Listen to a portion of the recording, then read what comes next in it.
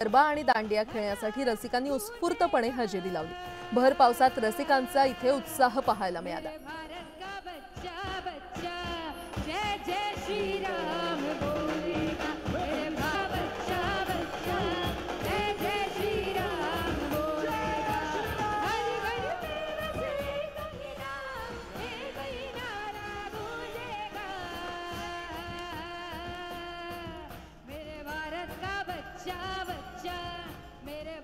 का बच्चा बच्चा जय जय श्री राम।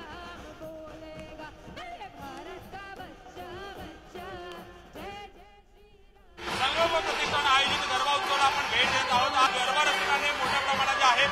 गरब्याच्या तालावर टेका धरलेला पाहायला मिळतोय।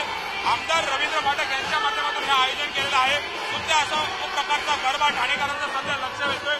संकल्पाचा गरबा म्हटलं की अनेक कलाकार असतात, दररोज एक नवीन कलाकार येतात, भेट देतात, गरबा खेळत आहेत। त्यामुळे गरबा रसिकांमध्ये एक वेगळा उत्साह पाहायला मिळतोय।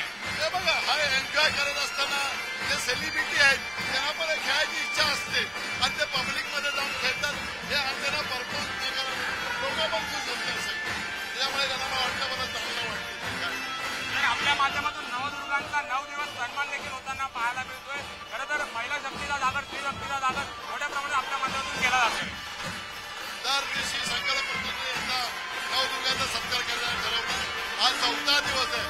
दर दिवस या समाजामध्ये एक चांगली महिला या समाजामध्ये समाजासाठी काहीतरी करते, त्याचा सत्कार संकल्प पद्धतीच्या माध्यमातून होतो। गरबा रसिकांसाठी आकर्षक 9 दिवस वेगवेगळे बक्षिसं आणि विविध स्पर्धा देखील आयोजित केलेल्या आहेत।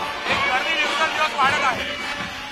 आम्ही ज्या स्पर्धा आयोजित केल्या दरवर्षी असतात, पण त्या स्पर्धामध्ये नाही, त्यांच्यामध्ये कॉम्पिटिशन आपला विषय नाही, त्यांना एक बक्षीस मिळावं आणि या स्टेजवरती येऊन त्यांनी सन्मान व्हावं, हीच आमची कल्पना आहे। ठाण्याहून मी प्रेम मोरे, न्यूज 18 लोकमत, ठाणे। दरवर्षी नवरात्रोत्सवात तिरुमला देवस्थानकडून कोल्हापूरच्या करवीर निवासिनी अंबाबाईला प्रत्येक वर्षी मानाचा शालू पाठवण्याची प्रथा आहे। तिरुपतीहून आलेला हा मानाचा शालू अंबाबाई चरणी अर्पण करण्यात आलाय। करवीर निवासिनी श्री अंबाबाई देवीला तिरुपती तिरुमला देवस्थान समितीच्या वतीने मानाचा शालू अर्पण करण्यात आला। सोन्याच्या रंगातील या शालूला लाल रंगाचा काठ असून या शालूची किंमत 1,28,000 रुपये असल्याची माहिती मिळते। तिरुमला तिरुपती देवस्थानचे प्रशासक बी शशीधर यांनी सपत्नीक येऊन हा शालू अर्पण केला।